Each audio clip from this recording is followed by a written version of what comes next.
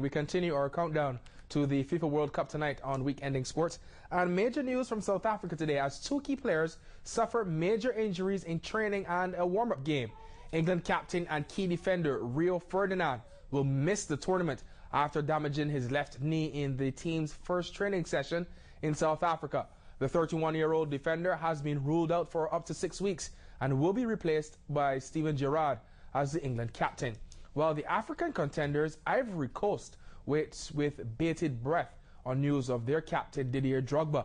The striker's participation in the World Cup is in serious doubt after he broke a bone close to his elbow today.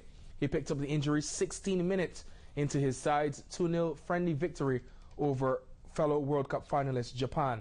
The FIFA World Cup kicks off 1 week from today in South Africa with the opening ceremony, which you can watch on Cayman 27. To some track and field news now. Cydonie runs a fast time but has to settle for 5th in a close race in Europe today. Her 22.99 seconds clocking was her second fastest time of the year, but she loses to some of the world's premier sprinters, LaShantia Moore and Carmelita Jeter.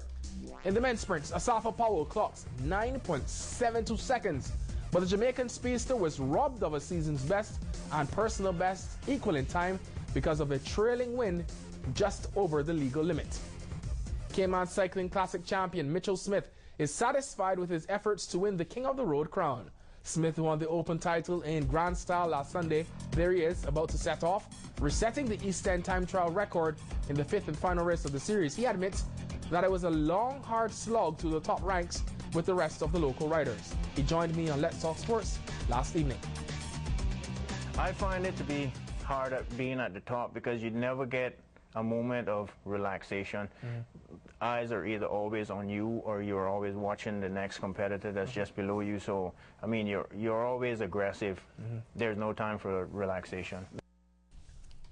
Also on the show last night, we previewed the upcoming Special Olympics, National Games, and Week of Awareness. It's time for our Special Olympics athletes to shine once again when the first of several events begins tomorrow with the law enforcement torch run, followed by the opening ceremony and track and field competition.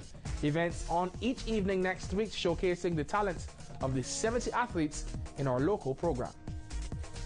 Athletes train all year round. That's the most important thing. And of course you take your break in summertime and over the holidays.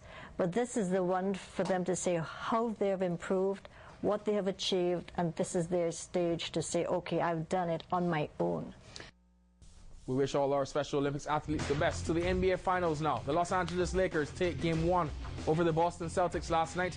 Surprisingly, LA was the more aggressive team of the night, roughing up the Celtics in a 102-89 victory at Staples. Star guard Kobe Bryant slams home 2 of his 30 points there, while Paul Pierce was the high man for the C's.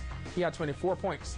News for Lakers fans: every time a Phil Jackson coached team has won the opening game in a series, he's undefeated, so good news for the Lakers and their fans. Game 2 is Sunday night at the same venue. That's it for sports. Remember, we have French Open finals this weekend. Special Olympics Week of Awareness starts tomorrow, so go out to the Truman Borden Sports Complex tomorrow evening and show your support.